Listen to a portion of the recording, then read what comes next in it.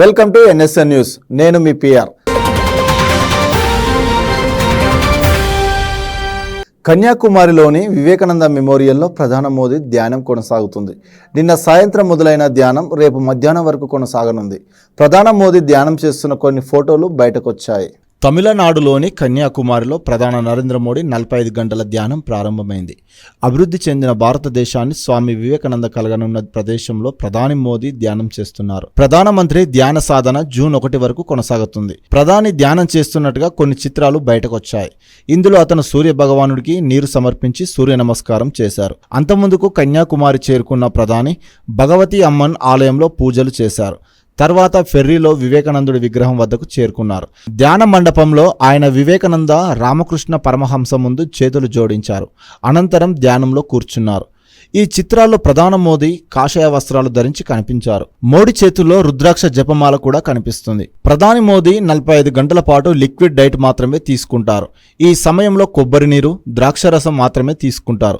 ప్రస్తుతం ప్రధానమంత్రి మౌన నిరాహార దీక్ష చేస్తున్నారు.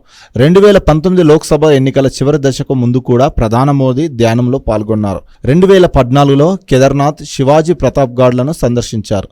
1892లో స్వామి వివేకానంద ఎక్కడైతే 3 రోజుల పాటు ధ్యానం చేశారో అదే ప్రాంతంలో ఈ రాక్ మెమోరియల్ను నిర్మించారు. ఇప్పుడు ప్రధాని మోదీ అక్కడే వివేకానంద విగ్రహం ముందు ధ్యానానికి కూర్చున్నారు. లిక్కర్ కేసులో సుప్రీంకోర్టు ఆదేశాల మేరకు ఎల్లుండి సరెండర్ అవుతానన్నారు ఢిల్లీ సీఎం కేజ్రీవాల్. చట్టాలకు లోబడి జైలుకు వెళ్తున్నందుకు గర్వంగా ఉందన్నారు కేజ్రీవాల్. కానీ జైలులో ఈసారి ఎక్కువగా హింసించొచ్చని ఆందోళన వ్యక్తం చేశారు. లిక్కర్ స్కామ్ కేసులో కేజ్రీవాల్కు రేపటితో మధ్యంతర బెయిల్ గడువు ముగుస్తుంది. దీంతో జూన్ 2న లొంగిపోతున్నట్టు చెప్పారు. ఈ మేరకు వీడియో రిలీజ్ చేసిన కేజ్రీవాల్ లిక్కర్ కేసులో సుప్రీంకోర్టు ఆదేశాల మేరకు ఎల్లుండి సరెండర్ అవుతానని చెప్పారు. ఈసారి ఎంతకాలం తనను జైలులో ఉంచుతారో తెలియదన్నారు.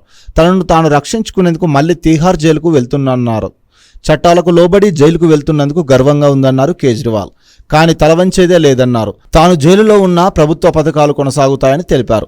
ప్రజలు ఎవరు అధైర్యపడాల్సిన అవసరం లేదన్నారు సీఎం.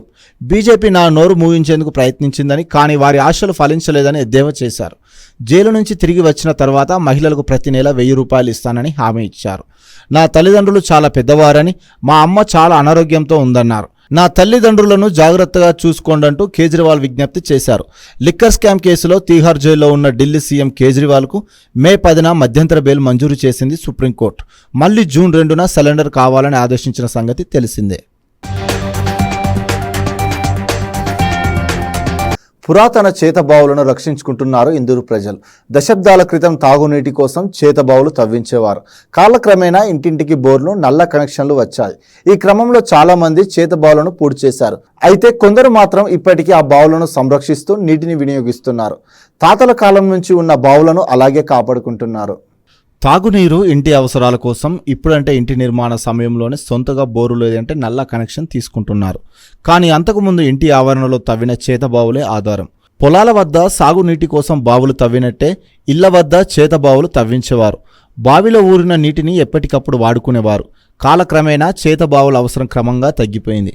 ప్రతి ఇంటికి బోరు బావి తవ్వించడం, నల్లా కనెక్షన్లు తీసుకోవడంతో వీటి ఆనవాళ్లు లేకుండా పోయాయి. అయితే నిజామాబాద్ నగరంలో పలు ఇళ్లలో ఇప్పటికీ చేతబావులు ఉన్నాయి. బోర్లు, నల్ల కనెక్షన్లో ఉన్న బావి నీరు వాడుతుండడం విశేషం. నిజామాబాద్ నగరంలోని కోటగల్లి, శివాజీనగర్, జెండాగల్లి, పెద్ద బజార్, ఎల్లమ్మగుట్ట, నాందేవ్వాడ ప్రాంతాల్లో దాదాపు 100కు పైగా చేతబావులున్నాయి. నూతన నిర్మాణాల కారణంగా చాలా చోట్ల యజమానులు బావులను పూర్తి చేశారు. కానీ కొంతమంది మాత్రం వాటిని ప్రేమతో కాపాడుకుంటున్నారు. ఎప్పుడైనా కరెంటు లేకున్నా, నల్ల నీళ్లు రాకున్నా నీటిని చేది ఇంటి అవసరాలకు వాడుకుంటున్నారు. చేతబావులు ఉన్నవారు పూజ కార్యక్రమాల కోసం తప్పనిసరిగా ఈ నీటినే వినియోగిస్తున్నారు. చేతబావుల వల్ల నీటిని బయటకు తీసే క్రమంలో శారీరక శ్రమ చేసినట్లేనని, ఆరోగ్యం బాగుంటుందని అంటున్నారు. చేతబావి అంటే ఏంటో తెలియని ఈ రోజుల్లో వాటిని కాపాడుతున్న యజమానులను అభినందించాల్సిందే. ఈ సందర్భంగా ప్రజలు మాట్లాడుతూ 1986 నుంచి మా ఇంట్లో బావి ఉంది. అప్పటి నుంచి బావి నీళ్లే వాడుతున్నాం. నల్ల కనెక్షన్ వచ్చాక రెండూ వాడుతున్నాం. ఇటీవల నల్ల నీరు రాలేదు, బావి నుంచి నీళ్లు తీసుకున్నాం. దాదాపు మా గ్రామంలో 40 ఇళ్లలో బావులున్నాయి. దానిలో నీళ్లు ఎప్పటికీ ఇంకిపోదు. అప్పుడప్పుడు నీళ్లు శుద్ధి చేసుకొని తాగుతున్నామని గ్రామస్తులు తెలిపారు. ఎండాకాలంలో చల్లని బీరు వేస్తే ఆ మజాయే వేరు. ఇది సగటు లిక్కర్ లవర్ ఒపీనియన్. కాగా ఈ ఏడాది తెలంగాణలో బీర్ల కొరత తీవ్ర చర్చనీయాంశమైంది.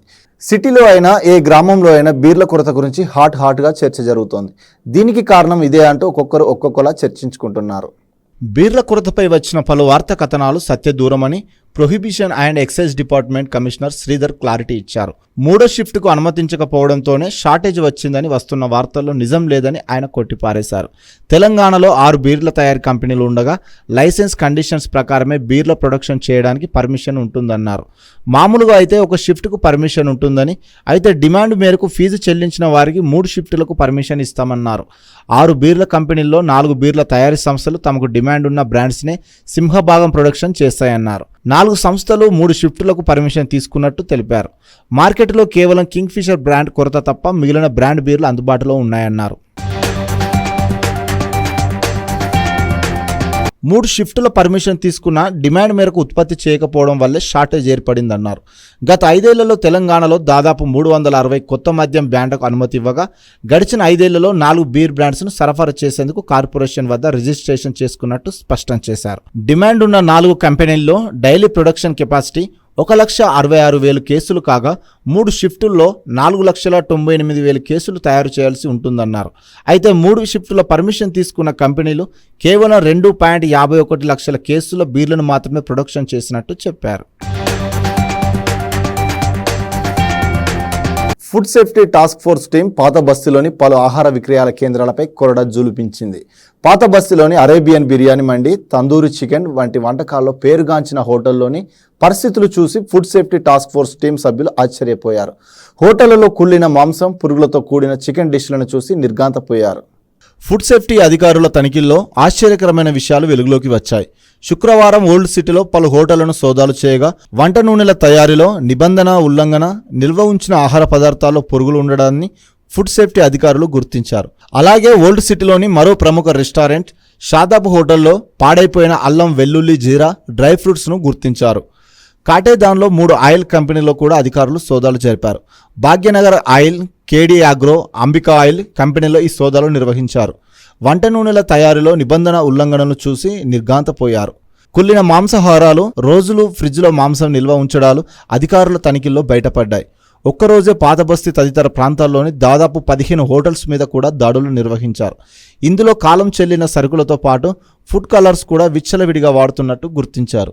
ఈ దాడులు నిరంతరం కొనసాగిస్తామని ఫుడ్ సేఫ్టీ అధికారులు స్పష్టం చేశారు. సాధారణంగా వేసవిలో ఎండలు మండిపోతాయి.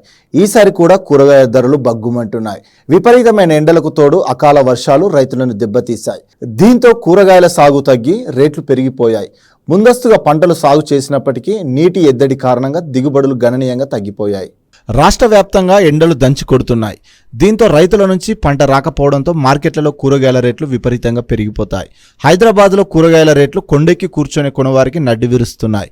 అప్పటిదాకా సాధారణ స్థాయిలో ఉన్న ధరలు ఒక్కసారిగా పెరిగి రెట్టింపు అవుతాయి. రైతు బజార్లలోనే ఇలా ఉంటే కాలనీల్లో చిన్న దుకాణాల్లో కూరగాయలు కొనలేని పరిస్థితి ఉంటుంది. ఈ ఏడాది ఎన్నడూ లేనంతగా 45 డిగ్రీల పైన ఎండలు కాశాయి. ఇదే కాక మే నెలలో అకాల వర్షాలు కురిసి పంటను నాశనం చేసింది. దీంతో రావాల్సిన దిగుబడి కంటే తక్కువగా రావడంతో కూరగాయల రేట్లు విపరీతంగా పెరిగాయి. మొన్నటిదాకా 10 రూపాయల కంటే తక్కువ పలికిన టమాటా రేటు 30 రూపాయలు దాటింది. ఇక బయట మార్కెట్లో ఈ రేటు 40 నుంచి 50 రూపాయల దాకా పలుకుతుంది. పచ్చిమిర్చి మాత్రం 50 రూపాయల పైన ఉందని కొనుగోలుదారులు అంటున్నారు. కూరగాయల రేట్లు పెరగడం వల్ల మధ్యతరగతి కుటుంబాలకు కొనుగోలు కష్టంగా మారాయని వాపోతున్నారు. అవసరమైన దానికంటే తక్కువ సరుకు మార్కెట్కు రావడం వల్లే రేట్లు పెరుగుతాయి. ప్రస్తుత పరిస్థితి కూడా అలాంటిదే. జాతీయ పోషకాహార సంస్థ గణాంకాల ప్రకారం మానవుడు రోజుకు 350 గ్రాముల కూరగాయలు తినాలి. ఈ లెక్కన హైదరాబాద్ రోజుకు 3,300 టన్నుల కూరగాయలు అవసరం. అన్ని హోల్సేల్ మార్కెట్లకు 2,800 టన్నులు మాత్రమే వస్తున్నాయి. అయితే కూరగాయల్లో కొన్ని రేట్లయితే విపరీతంగా పెరిగిపోయాయి. దీంతో రేట్లు పెరగడం వల్ల మధ్యతరగతి కుటుంబాలకు కొనుగోలు కష్టంగా మారాయని కొనుగోలుదారులు వాపోతున్నారు. 2024 లోక్సభ ఎన్నికల సందర్భంగా రికార్డు స్థాయిలో నగదు పట్టుబడినట్టు ఆదాయ పన్ను శాఖ వెల్లడించింది. మొత్తం 7 విడతల్లో జరిగిన ఎన్నికల్లో 1,100 కోట్ల నగదు, భారీగా ఆభరణాలు స్వాధీనం చేసుకున్నట్టు తెలిపింది. 2019 ఎన్నికల్లో పట్టుబడిన 390 కోట్ల నగదుతో పోలిస్తే 2024 పార్లమెంట్ ఎన్నికల్లో 182% ఎక్కువ. సార్వత్రిక ఎన్నికల్లో రికార్డు స్థాయిలో మనీ పట్టుబడినట్లు ఐటీ శాఖ తెలిపింది. మే 30 నాటికి ఇన్కమ్ ట్యాక్స్ డిపార్ట్మెంట్ 1100 కోట్లు విలువైన నగదు, ఆభరణాలు స్వాధీనం చేసుకున్నది. రిపోర్టు ప్రకారం ఢిల్లీ, కర్ణాటకలో అత్యధికంగా నగదు పట్టుబడింది. ఢిల్లీలో రూపాయలు 200 కోట్లు, కర్ణాటకలో 150 కోట్లు స్వాధీనం చేసుకున్నారు ఐటీ అధికారులు. తరువాత తమిళనాడు రెండో స్థానంలో ఉంది. ఆంధ్రప్రదేశ్, తెలంగాణ, ఒడిశా రాష్ట్రాలలో మొత్తం కలిపి రూపాయలు 100 కోట్లకు పైగా నగలు సీజ్ చేశామని ఐటీ శాఖ వెల్లడించింది. మార్చి 16, 2024న లోక్సభ ఎన్నికల తేదీలను ప్రకటించింది కేంద్ర ఎన్నికల సంఘం. ఎన్నికల తేదీలను ప్రకటించిన నాటి నుంచి మోడల్ కోడ్ ఆఫ్ కండక్ట్ అమల్లోకి వచ్చింది. మార్చి 16 నుంచి దేశవ్యాప్తంగా ఎంసీసీ అమలు చేయబడినప్పటి నుంచి ఓటర్లను ప్రభావితం చేసే నగదు, మద్యం, ఉచితాలు, డ్రగ్స్, ఆభరణాలు, ఇతర వస్తువుల తరలింపుపై నిఘా పెట్టాయి కేంద్ర ఏజెన్సీలు. ఎన్నికల్లో అక్రమ నగదు తరలింపును తనిఖీ చేయడానికి ప్రతి రాష్ట్రం నిరంతరం కంట్రోల్ రూమ్లను ఏర్పాటు చేసింది. తమ ప్రభుత్వాన్ని కూల్చడానికి ప్రతిపక్షాలు ప్రయత్నిస్తున్నాయని, దీనికోసం తనపై సీఎం సిద్దిరామయ్య యాగాలు చేస్తున్నారని Karnataka deputy CM DK Shivakumar సంచలన ఆరోపణలు చేశారు. వారు ఏం చేసినా నేను నమ్మిన దైవిక శక్తి మరింత బలంగా ఉందని శివకుమార్ ధీమా వ్యక్తం చేశారు. బెంగళూరులో డీకే మీడియాతో మాట్లాడుతూ కర్ణాటకలో కాంగ్రెస్ ప్రభుత్వాన్ని కూల్చడానికి ప్రతిపక్షాలు తీవ్రంగా ప్రయత్నిస్తున్నాయని మండిపడ్డాడు. దీనికోసం నాపై సీఎం సిద్ధరామయ్య శత్రు సంహార యాగాలు కూడా నిర్వహిస్తున్నట్టు తెలిసిందన్నారు డీకే. కాంగ్రెస్ ప్రభుత్వాన్ని ఇబ్బందులకు గురిచేసేందుకు జంతుబలితో కూడా శత్రుభైరవి యాగం చేస్తున్నారని చెప్పారాయన. ఈ యాగాలు కేరళలోని రాజరాజేశ్వరి మందిరంలో అఘోరాలు, తాంత్రికులతో కలిసి నిర్వహిస్తున్నారన్నారు డిప్యూటీ సీఎం. యాగాలు ఎవరు చేస్తున్నారో కూడా మాకు తెలుసని, వారు ఇందులో నిష్ఠితులని పేర్కొన్నారు. కానీ వారి పేరు వెల్లడించనని తెలిపారు. వీటితో పాటు రాజకంటక, మరణమోహన, స్తంభన యాగాలు చేసేందుకు వారు ప్రత్యేకంగా తాంత్రికులను ఉపయోగిస్తున్నారని చెప్పారు. అందులో పాల్గొన్న వారే మాకు సమాచారం అందించారని తెలిపారు. ఇక ఈ యాగాల కోసం 21 ఎర్రమేకలు, 3 గేదెలు, 21 నల్లగొర్రెలు, 5 పందులను బలి ఇస్తున్నట్లు తెలిసిందన్నారు డీకే.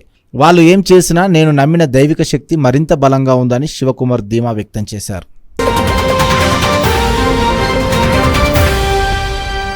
ప్రభుత్వ ఆసుపత్రులలో బిల్లులు పెండింగ్లో పెట్టడం వల్ల రోగులు ఇబ్బందులు పడుతున్నారని ప్రముఖ వార్తా పేపర్లో ప్రచురించిన కథనాన్ని ఎక్స్ వేదికగా పోస్ట్ చేసిన మాజీ మంత్రి హరీష్ రావు ప్రభుత్వంపై మండిపడ్డారు. ఇక దీనిపై ఓ నెటిజన్ స్పందిస్తూ మీ ప్రభుత్వంలో బకాయిలు ఎందుకు క్లియర్ చేయలేదో చెప్పాలని హరీష్ రావును నిలదీశాడు. గతేడాది జూన్ నుంచి కొన్ని బకాయిలు పెండింగ్లో ఉన్నది మీరు గమనించారా సార్ అంటూ నవంబర్ 2023 వరకు చాలా బకాయిలున్నాయి, మరి వాటి సంగతులేంటి, ఏమైనా సమాధానం చెబుతారా అని ప్రశ్నించాడు. ఇప్పుడున్న ప్రభుత్వాన్ని నిందించే ముందు మీ సర్కార్ బకాయిలు ఎందుకు క్లియర్ చేయలేదో సమాధానం చెప్పాలని నెటిజన్ ప్రశ్నించాడు. దీనిపై ఎమ్మెల్యే నుంచి ఎటువంటి రిప్లై రాకపోవడం గమనార్హం. ఢిల్లీ నుంచి అమెరికాలోని శాన్ ఫ్రాన్సిస్కో వెళ్లాల్సిన ఎయిర్ ఇండియా ప్రయాణికులకు తీవ్ర ఆగ్రహాన్ని కలిగించింది. విమానం 20 గంటలు ఆలస్యమైంది. ప్రయాణికులు ఎక్కిన తర్వాత విమానం ఢిల్లీ ఎయిర్పోర్ట్ నుంచి ఎంతకు కదలకపోవడంతో క్యాబిన్ లోపల వారంతా తీవ్ర ఇబ్బందులకు గురయ్యారు. దీనిపై శ్వేతాపుంజ్ అనే మహిళ సోషల్ మీడియా వేదికగా స్పందించారు. ఢిల్లీలో ఉష్ణోగ్రతలు రికార్డు స్థాయిలో 52.9 డిగ్రీల సెల్సియస్కు పెరిగాయి. విమానం లోపల ఉన్న విపరీతమైన పరిస్థితుల కారణంగా కొంతమంది ప్రయాణికులు స్పృహ తప్పి పడిపోయారు. దీంతో సిబ్బంది ప్రయాణికులను దించేశారని ఎక్స్ వేదికగా తెలిపింది. ఇంతటితో ఈ వార్తలు సమాప్తం. మరిన్ని వార్తలతో మళ్ళీ కలుద్దాం. అంతవరకు చూస్తూనే ఉండండి మన NSN న్యూస్.